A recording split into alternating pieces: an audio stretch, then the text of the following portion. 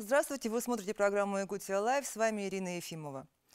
С 22 марта в Якутске начнется большая научно-практическая конференция, международная конференция, посвященная вопросам изменения климата и таяния вечной мерзлоты. Участие в ней примут более 200 участников, экспертов, у которых одна общая задача – это поиск совместных решений, практических и научно обоснованных в части адаптации экономики к изменению климата. Поэтому список участников очень широк. Тут и климатологи, и мерзлотоведы, и гидрологи, и даже инженеры-строители, и экономисты. Изменение климата влияет на все сферы жизни, в том числе и на экономику. Вот как именно влияют и каких итогов мы ждем от конференции, поговорим с гостями в нашей студии. Ну и вот сейчас, как мы отметили, да, в конференции принимают участие эксперты из разных областей. Вот чем обусловлен такой формат? Ну, с вашего позволения, я начну немножко с предыстории. Если вспомнить, немножко отмотать на 3 года назад, когда мы верстали план председательства Российской Федерации в Арктическом совете, была инициатива правительства, поддержанная научным сообществом республики, о проведении саммита высокого уровня. Мы предполагали, что здесь соберутся представители стран Арктического совета, это и США, и Канада, и Норвегия, и Швеция, и прочие страны. Безусловно, с такими странами, как Китай, Индия, Бразилия и прочее, для того, чтобы обсудить климатическую повестку. Вы знаете, что для мирового сообщества климатическая повестка находится в топе новостей, и до какого-то времени так оно и было. Но события 2022 года, изменение геополитической ситуации резко, скажем так, обострило, и была сделана попытка, скажем так, сминусовать Россию с климатической повестки. Мы общались с Министерством по развитию Дальнего Востока, с Росгидрометом, с Министерством природных ресурсов и думали, каким образом нам выйти из создавшейся ситуации. Естественно, к нам страны Арктического совета в 2022 году вряд ли приехали бы, в 2023 году. Поэтому было принято решение, такое правильное решение, оно полностью коррелирует с повесткой, которую нам предлагает президент Российской Федерации. Россия ни в коем случае не должна уходить с климатической повестки, и должна, наоборот, формировать ее так, как мы считаем нужным. Поэтому родилась такая прекрасная идея провести климатическую конференцию здесь, на территории Российской Федерации, с приглашением стран БРИКС. Бразилия, Россия, Индия, Китай, многие другие. На самом деле арктическая стратегическая политика присутствует во многих странах. Не надо думать, что она есть только у стран Арктического совета, у стран, которые имеют, скажем так, арктические территории. Она есть практически у многих стран, включая и Австралию, и Индонезию, и тем более Бразилию, Индию, Китай. Вот, собственно, такой был зачин. Ну, а после мы неплохо, я считаю, поработали и собрали, я думаю, безусловно, экспертное сообщество, которое полномочно не только обмениваться опытом, но и принимать решения и рекомендации, в том числе по адаптации экономики, мировой экономики к изменениям климата. То есть вместо саммита получилась конференция, но тем не менее международная. Безусловно, международная. Кто-то про международное участие добавит? Евгений, может быть? Да, у нас предполагается участие ученых из Китая, из Казахстана, из стран Европы. Также приезжают высокие гости из Монголии, из других стран. Все это позволит нам прежде всего вовлечь в такое обсуждение представителей различных организаций, различных уровней и различных стран. И помимо этого позволит выработать конкретные решения, которые можно применять уже сейчас, а также выстроить планы, которые можно было бы реализовывать в ближайшем будущем. Потому что такая конференция — это не одиночное мероприятие, есть задел на то, чтобы проводить ее регулярно. Она регулярно, это ежегодно, раз в 2 года? Ну, мы долго думали, каким образом выстроить дальнейшую работу с этим мероприятием. Общались с вице-президентом Российской академии наук Панченко, общались с Росгидрометом, с коллегами думали. Вот, и на полях этой конференции будет подписано многостороннее соглашение между Росгидрометом, правительством Республики Саха-Якутия, Российской академией наук, Академии наук Республики Саха-Якутия, ну и, конечно, Северо-Восточным федеральным университетом о проведении на регулярной основе. Ну, пока что видится, это раз в 2 года есть такое коллегиальное решение. Я думаю, что глава республики поддержит, и мы раз в 2 года будем проводить мероприятия посвященные изменению климата. Ну, про международный формат понятно, а вот в том, что только что эксперты именно из разных таких областей. То есть и экономисты тут причем, казалось бы, строители.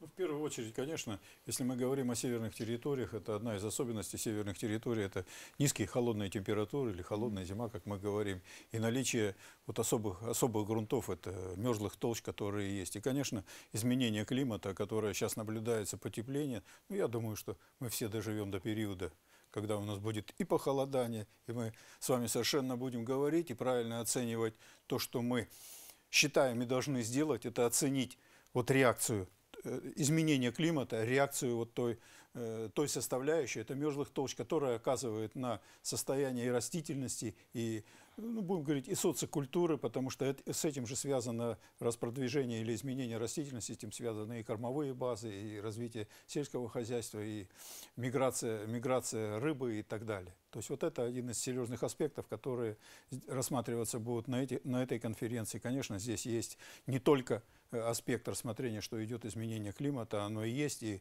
тут предоставлено большое, наверное, внимание климатологам, на которых мы смотрим. Это те специалисты, которые говорят, что будет завтра, что будет послезавтра, и что будет в ближайшее время, в будущее, для того, чтобы нам, ученым и всему сообществу, посмотреть, а как мы будем организовывать свою жизнь в северных территориях. Но для обывателей все-таки изменение климата – это прежде всего потепление, да?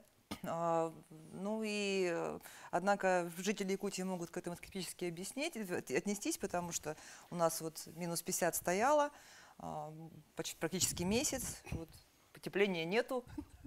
Где? Интересует, на самом деле, с научной точки зрения, это среднегодовые какие-то колебания. Потому что в моменте действительно, ну, зато жаркое лето будет, наверное. Нет, вы посмотрите, даже если вы посмотрите на любую статистику по изменению там, годовых температур, сезонных температур, вы увидите, что и в 70-е годы были теплые периоды. И те колебания, изменения, которые резкие сейчас происходят вот в данный год, низкие температуры, это нормальный ход развития климатических событий, нет ничего страшного. У нас есть и особые климатические условия, когда происходит изменение осадков вот раз в 3 года. Вот эта циклическая вещь наблюдается, вот она оказывает серьезное влияние и на наше развитие, развитие нашего социума и агропромышленного комплекса. А глобальное потепление, то есть мы его просто еще не чувствуем, оно все-таки есть или это какая-то... Мы его прекрасно чувствуем. Дело в том, что даже климатическая система не так работает, что у вас одновременно везде по всему шарику на одинаковое количество градусов увеличивается температура воздуха. Нет. Есть среднее состояние, вокруг которого природа, грубо говоря, просто кубики бросает. И вот каждый год или каждый сезон абсолютно случайный процесс формирует климатические поля, ну, метеорологические поля. Климат — это более продолжительный период все-таки. Вот, поэтому ничего удивительного в том, что на фоне очень теплых последних 30 лет, в сравнении с предыдущими, да, ну вот 1 год, 2 года имеют право быть сравнительно холодными. Этот год далеко не самый холодный. Этот год — это климатическая норма, которую мы немножко забыли просто, уже конец 80-х, начало 90-х. Ну, если продолжить про климатическую норму, то вообще период наблюдений 60 лет считается. То есть вот эта средняя температура за 60 лет, это и будет климатическая норма. А то, что происходит внутри, там небольшие флуктуации, это ничего страшного. Сегодня похолодало, завтра потеплело, и как Михаил Николаевич говорит, что в ближайшем будущем, ну, может быть, не в ближайшем будущем, а вообще доживем ли мы, как говорится, так, конечно, цикличность. У нас же были и ледниковые периоды, и все остальное, и теплые периоды, и динозавры, и все прочее. То есть, и надо сказать, наверное, что тут многие обвиняют человечество, но я, например, не сторонник того, что прямо во всем виновато человечество. Это, в общем-то, какие-то циклы, природные прежде всего, да, циклы, нам, ну, понятно, и вулканизм тут, и всякие разные, значит, процессы, значит, и, конечно, человечество виновато, но не на 100% в потеплении, в современном потеплении климата. Ну, человечество, может, ускоряет как-то просто эти процессы? Да, конечно. Тут проблема в том, что мы даже не знаем, на сколько процентов. Ведь, очевидно, мы участвуем. Глобальный социум участвует, Дискуссия очень большая идет, да? выбрасывая парниковые газы. Конечно, мы помогаем увеличивать температуру воздуха на планете. С другой стороны, выбросы — это не только парниковые газы, это аэрозоль. Аэрозоль играет в другую сторону, наоборот, на понижение глобальной температуры. как точно количественно оценить, какой вклад вносит какая составляющая, но такие оценки есть, безусловно. И да, это большой процент. Не 100%, но процент большой. Одной из задач, скажем, предметной области нашей конференции, которую мы проводим, да, мы пригласили к дискуссии Росгидромет. Как вы знаете, с 2020 года поручением президента поручено правительству организовать геокриологический мониторинг на территории всей территории Российской Федерации. Ну и действительно сейчас в научной среде идет дискуссия, каким образом это организовывать. Я думаю, Михаил Николаевич, он очень погружен в эту историю и очень так системно дискутирует с Росгидрометом по поводу того, как же это правильно организовать. И вот одна из задач таких сутьевых, я думаю, что все-таки мы правительству Российской Федерации должны более убедительно все-таки рассказать, что надо немножко другие подходы формировать к реализации этого геокриологического мониторинга. Ну, я думаю, что там все равно подвижки определенные есть. Институт мерзлотоведения вплотную включился, он будет хранителем, бенефициаром кернов, которые будут добывать всех, да, Михаил Николаевич? Ну, попробуем, как это получится по объему. Это же В начальной стадии, вот на то, что будет в ближайшее время, конечно, мы возьмем Это же свои прямо хранилища, огромный там решим объем вопрос, работы я и думаю. очень интересно. Там докторские будут, наверное, новые. В зависимости от того, насколько мы будем анализировать этот керн. Накопить можно все. Весь вопрос в аналитике. Ну и два слова, конечно, я скажу, что одна из серьезных моментов, потому что мы видим изменение климата, и дальше нас интересует вопрос, что же будет вот с мерзлотой, с развитием процессов, с устойчивостью инженерных сооружений. Мы с вами видим, что совершенно три разные арктические зоны существуют. Это западная зона, где осталась уже островная или просто мерзлота, или кусочки мерзлоты. Это западная Сибирь, где идут интенсивно эти проблемы. И, наверное, если бы не нефть и газ, то там бы, наверное, освоение и строительство оно было в несколько раз меньше, потому что там определенные проблемы идут вот как раз с изменением межлотных условий. Я не люблю слово деградация, потому что деградация – это уничтожение. Вот на этом этапе климатическом никакого уничтожения мерзлоты не будет. Она где-то растает. Поскольку это природный процесс, так же как климат, он всегда изменялся и будет изменяться. И наша северная территория, которая касается вот Восточной Сибири, где у нас есть все возможности посмотреть, что было, что есть сейчас, какие проблемы есть, и сделать систему контроля. Потому что система контроля определяет наши дальнейшие действия. Вот это серьезная задача, которую и сейчас мы будем обсуждать. Конечно, есть вопросы дискуссионные, они и будут в любых моментах, но тем не менее этот вопрос будет решаться тоже. Давайте этот вопрос продолжим обсуждать после небольшого перерыва. Оставайтесь с нами, не переключайтесь.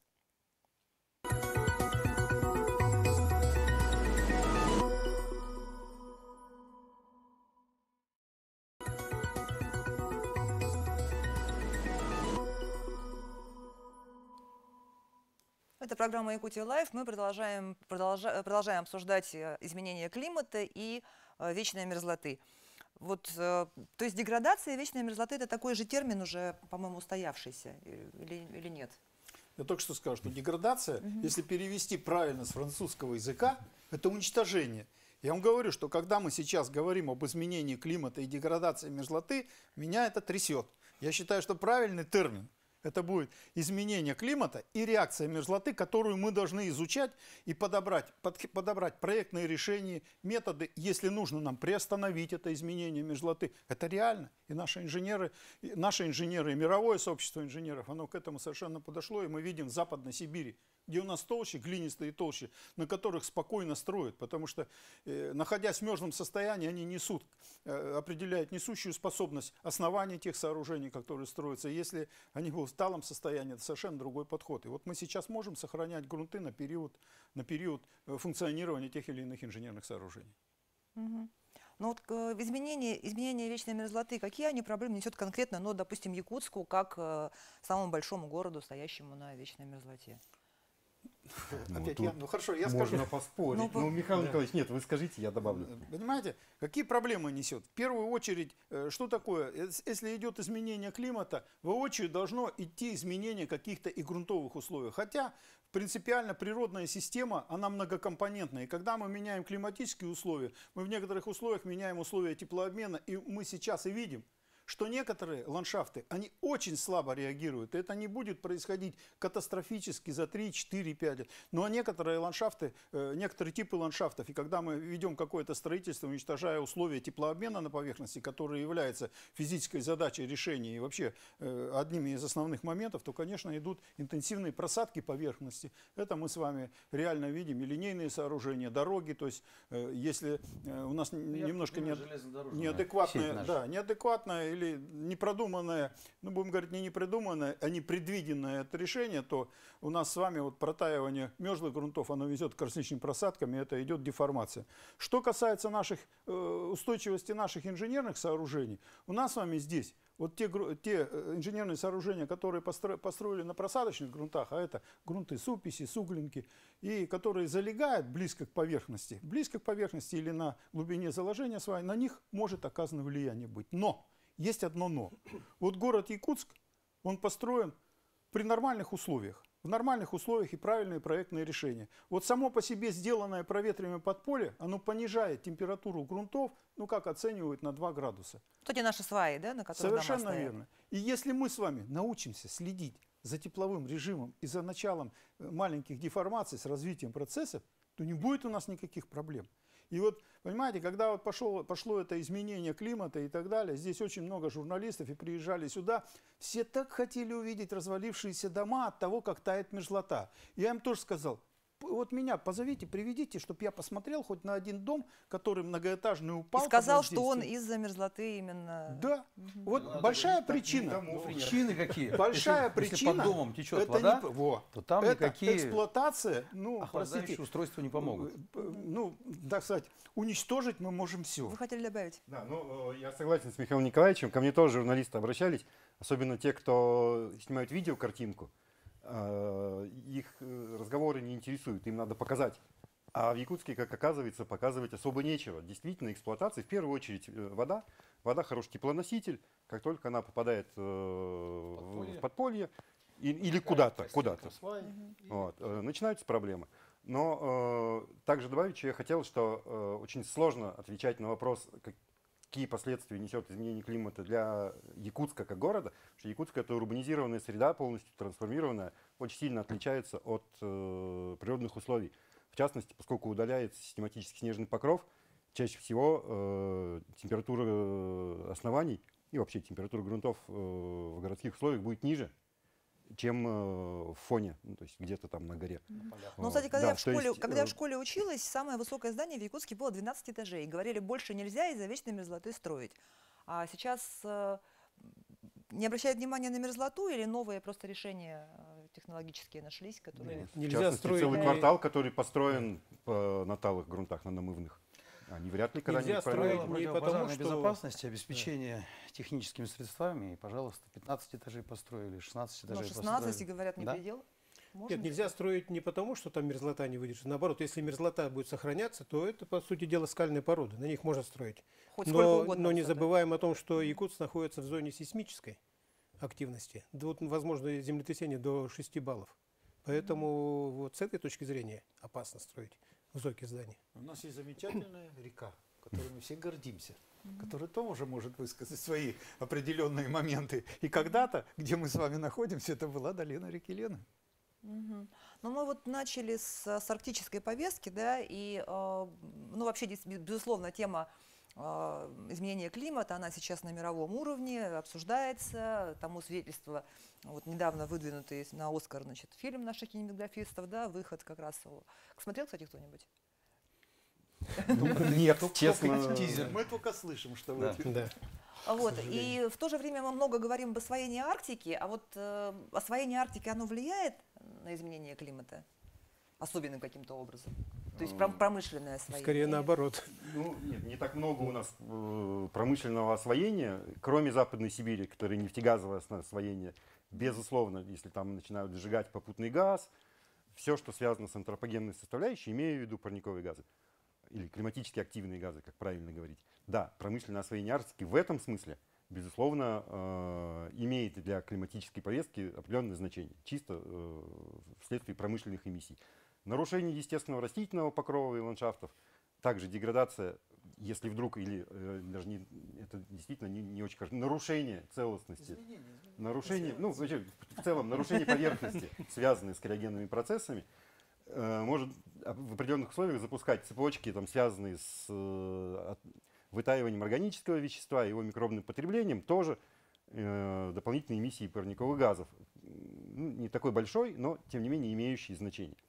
Вот. Но в целом, если говорить о Якутии, то мы не создаем изменения климата, мы только валовые получатели. Вот. Наша эмиссия, если не считать пожарную эмиссию, по сравнению с изменением климата, которые мы наблюдаем на территории, да, это там, плюс 1,5 градуса за последние 30 лет, пренебрежимо мало наше влияние именно промышленное. Вот. А все последствия у нас.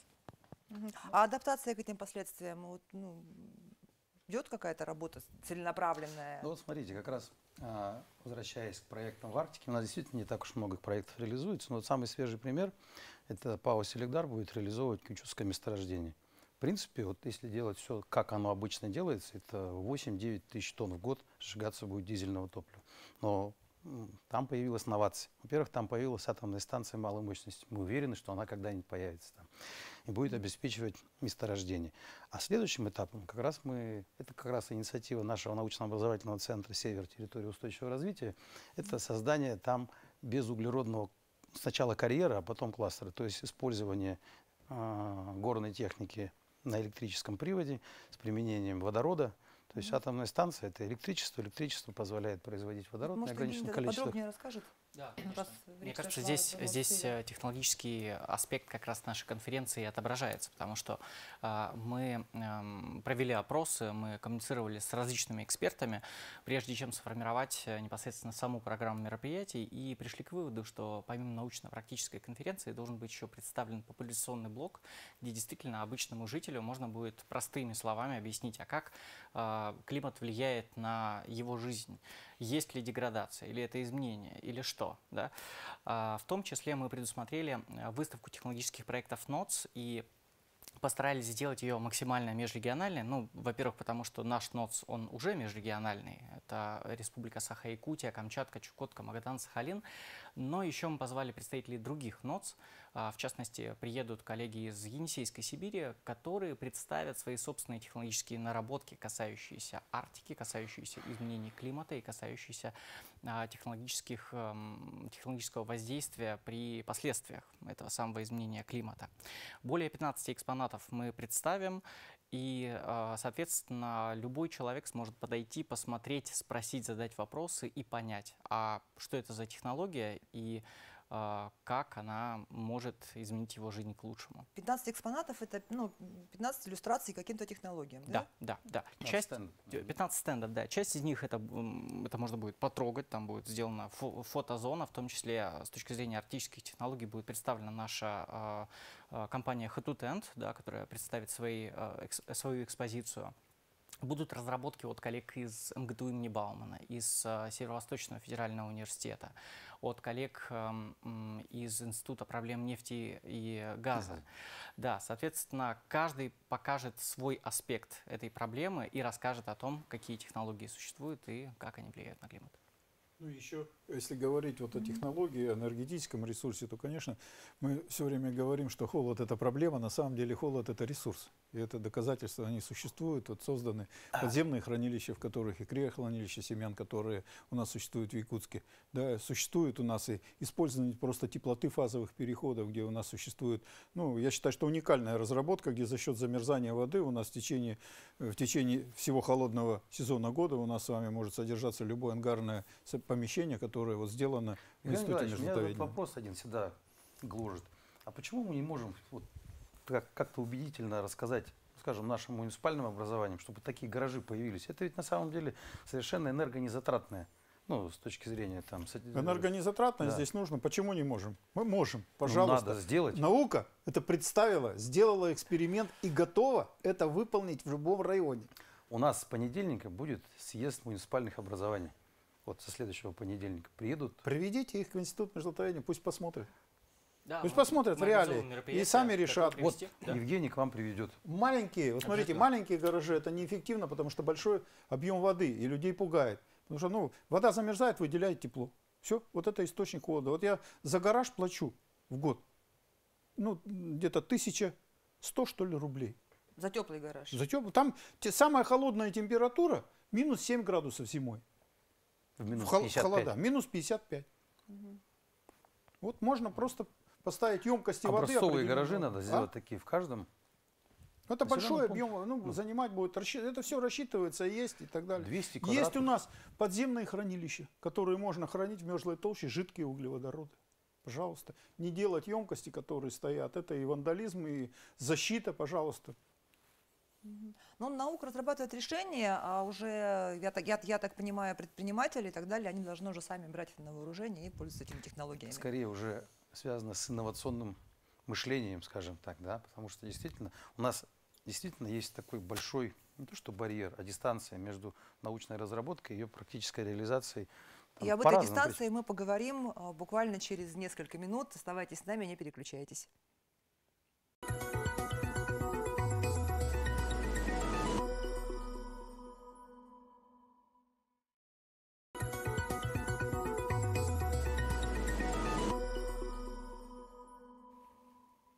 Это программа «Якутия Лайф». Мы продолжаем обсуждать изменения климата. И разговор у нас зашел о том, что наука вырабатывает решения. Есть некая дистанция между научными решениями и их воплощением в жизнь, так скажем. Да, коллеги, Да, на самом деле, очевидно. один из инструментов, который был придуман в ближайшие в рамках нацпроекта «Наука», это создание научно-образовательных центров. То есть они объединяют в себе научный компонент, собственно, образовательный компонент и бизнес индустриальных партнеров. Потому что технология, которая предлагается для промышленности, она должна быть реализована через новые компетенции. А новые компетенции дает, собственно, какой-нибудь образовательный вуз. Например, СВФУ готовит там специалистов по строительству гаражей, которые не замерзают зимой. Вот самый простой пример такой. Да, соответственно, коллеги, мы когда только начинали работать с различными категориями, с наукой, с бизнесом, мы пытались опробировать разные подходы. Сначала мы взяли то, что было наработано научным блоком, и пытались это представить для бизнеса. Смотрели, кто заинтересуется. Ну, отдельные компании были заинтересованы, были готовы брать готовые решения. Тем не менее, массового какого-то подхода реализовать не получилось. Далее мы прошлись по бизнесу и спросили, а какие задачи, сложности у вас есть. Тоже поделились, тоже были какие-то точки соприкосновения. Но, как показывает практика, наиболее эффективный способ – это когда и наука, и бизнес разрабатывают это все совместно. То есть идут навстречу друг другу, и эта технология разрабатывается не просто под какое-то техническое задание, а конкретно под те условия, в которых далее эта технология будет внедрена. Поэтому сейчас существуют огромные возможности и большие меры поддержки даже со стороны регионального бюджета в части по программе комплексных научных исследований второго этапа, да, который осуществляется за счет софинансирования. То есть индустриальный партнер привлекается как заказчик, который потом будет эту технологию внедрять. А регион софинансирует эту разработку для того, чтобы сделать науку более привлекательной. Здесь у нас очень серьезная проблема, вот, которую затронули, понимаете? Вот буквально, наверное, год или два начались очень большие изменения во взаимодействии компаний и науки. Потому что вот тот рубеж, который поставили в 90-х годах, что любые проведения исследований по полезным ископаемым, по грунтовым условиям становятся коммерческой тайной. Это обрубает возможности нормального развития науки. Вот сейчас, вот во всяком случае, я знаю, в ЯНАУ мы разговаривали, там это очень сильно сдвинулось, и там систему мониторинга, что там государство? Да? Там начинают делать компании, вкладывать в это деньги значительно больше. Потому что у них возникают проблемы. Также и у нас вот получение информации. И когда мы говорим о быстром внедрении каких-то новых разработок, нужен проект и нужно время. Мы хотим это сделать быстро. Быстро, ничего хорошего, как правило, не получается. Ну, могу дополнить, что у нас, допустим, в университете разработаны технологии быстро возводимых зданий, которые автономные, значит, и теплоизолированные хорошо. И вот в Оленевском районе у нас есть в Оленьке целый квартал, который должны построить, там уже строительство началось. То есть это вот как раз должно показать, что это действительно эффективно. Но То есть таких, и, конечно, немного таких это примеров. небольшие, то есть это не небольшое, не многоэтажное строительство, Нет, да, а типа коттеджного. типа коттеджного. Ну, по-моему, до 3 этажей у вас строится. Ну, как по-моему, правило. 2 этажа. ЛСТК, да? Легкие стальные тонкостенные Да-да. конструкции. Ну, тут, знаете, тут всегда, скажем, на пути инноваций очень большой вопрос – это требование гармонизации законодательства, нормативно-правовой базы, тех же СНИПов, например. Да? Вот когда светодиоды появились, мы видим, лоббистский потенциал Анатолия Чубайса позволил быстро сделать разрешения фитосанитарные, чтобы их можно было использовать в детских образовательных учреждениях. То есть был тоже запрет использования светодиодных светильников. Но быстро сделали. Вот это яркий пример того, как... У меня еще один такой наивный вопрос. Как изменения климата отражаются на глобальной экономике? Ну, на самом деле ответ на поверхности лежит. Вот если просто взять распоряжение правительства, которое вышло на прошлой неделе, о втором этапе адаптации к изменениям климата, то там очень четко, если смотреть план мероприятий, видно, что, ну, например, изменение в среднем потепления в арктической зоне, покровы Ледовитого океана, то есть становится более доступным Северный морской путь, да, то есть удешевляются перевозки. Понятно, что ледокольные проводки это можно, это мы умеем делать, но если можно без ледокола ходить по Ледовитому океану, это дешевле, проще и спокойнее. Так это значит, что хорошо эти изменения климата? Геополитический нюанс, потому что за ледокольные проводки получает деньги Росатомфлот, а если льда не будет настолько, что можно будет обходить территорию России, морскую, я имею в виду, в международной зоне, эти деньги будут потеряны. Там будет шарахаться кто ни попадет. То есть нам невыгодно, чтобы там потеплело? Ну, по идее, да. Михаил Николаевич уже говорил, что такого прямо глобального потепления нет. Это просто в каком-то конкретном моменте средние годовые температуры позволяют освобождаться от ледовых покровов там, на месяц раньше, условно говоря. Все равно там никогда не будет так, чтобы без ледоколов можно было спокойно ходить. Но деньги не будут потеряны. Другой, наверное, серьезный момент о том, что действительно устойчивость инженерных сооружений, они в некоторых регионах очень сильно зависит от изменений климата. Возьмите вот район Воркуты или продвижение вот на восток, где действительно деформации инженерных сооружений, вот при том изменении и темпах климата, они к 50 году достигнут значительных финансов. Это где-то убытки могут быть до 7 триллионов рублей. Понимаете, это серьезные вот такие экономические расчеты, которые были. Поэтому мы, я еще раз говорю, должны знать, где и как идет изменение, и как это связано. Ну, То же самое опять. с нашими оленеводами. Вот не надо делать с этого трагедии, надо просто заранее видеть, куда они смогут уйти для того, чтобы иметь пастбище. Ну, будет меняться растительность. У нас уже сейчас, за 50 лет, в Западной Сибири лесотрунда продвинулась от 80 до 140 километров к северу. Ну, идет изменение, оно явно. Но я еще раз говорю, природа всегда изменялась и будет изменяться. Ну, есть еще другой момент, что если зимы станут систематически теплее, мы будем меньше расходовать на отопление. Топливных ресурсов. Да, ну, правда, в Якутии, я видел оценки Росгидромета, на Якутии это не очень скажется, а вот на Западной Сибири там экономия до 10-15% от затрат на Но в то же время тогда отопление. газ у нас совершенно перестанут покупать. Ну, что Газ же делать? это производная, в том числе для газохимии, в первую очередь, да, поэтому это просто... Пока его просто сжигают, да? Да, а так... Мы с вами в Якутске выращиваем уже арбузы. Следующий момент, когда у меня приехали друзья, я им рассказал, они очень долго смеялись, и говорят, Михаил Николаевич, когда в следующий раз приедем, мы очень хотим увидеть на ветке бананы. Я говорю, будет. Что за мечта банан выращивать? Нет, ну это просто немножко климатические условия совсем другие. Опять же, к вопросу об экономике, да, у нас довольно много дорог в транспортной сети, это зимники. И есть большой вопрос тоже в плане устойчивости зимних коммуникаций в переходные периоды, ну, в первую очередь весенний период, потому что... Но он, кстати, сейчас уже длиннее, чем раньше. Да? Весна смещается, ну, по территории Якутии это по-разному, но у нас есть районы, где, вот это наш последний результат, самые недавние, да, есть районы, в которых, Алекминский район в частности, да, и труднодоступные поселения там, уже на горизонте 35-50 года они могут потерять месяц от своих коммуникаций привычных, на месяц раньше будут закрываться зимники. Это меньше касается осеннего периода, потому что там в любом случае зимник открывается не сразу, как только выпадет снег, да, он ближе к концу года открывается. А с весенней стороны, да, сокращение может быть довольно серьезным. Но я так понимаю, что по результатам конференции будут выработаны какие-то конкретные рекомендации, да, практически, вы сказали, для правительства, для Для правительства, для субъектов, для высшей школы, для научных образований, для корпоративного сектора. Мы постараемся объять всех. Для культуры. И не упустить наши памятники, потому что у нас с вами в Якутске есть уникальный памятник культуры, мировой культуры, это шахта Шаргина. К сожалению, вот, есть определенные проблемы для того, чтобы этот памятник Риски мировой потерять. культуры просто преподнести для жизни наших якутян, этих людей, которые приезжают. А что, кстати, с ней сейчас такое?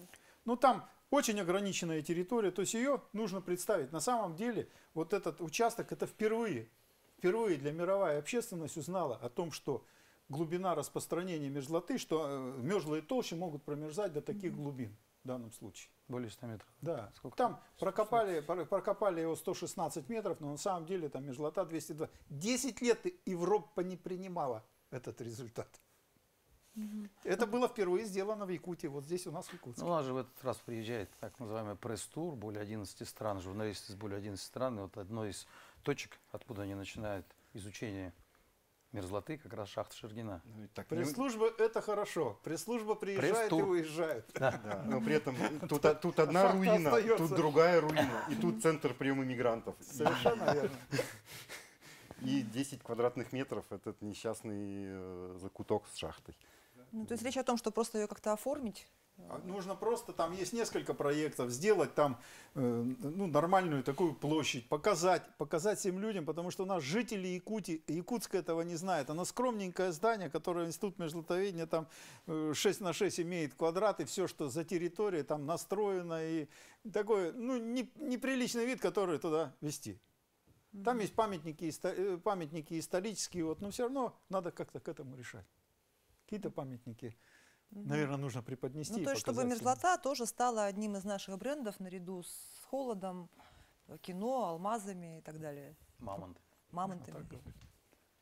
Так получается? Да, Хорошо, вы не хотите говорить про деградацию вечной мерзлоты, про деформацию можно говорить? про деформацию чего? Вечной мерзлоты. Есть такой термин? Изменения, да. Изменения. Но изменение, оттаивание идет до каких-то глубин. Мы говорим, я еще раз говорю, я к термину только в том, что это вообще исчезновение. Ну, в данный момент этого не будет.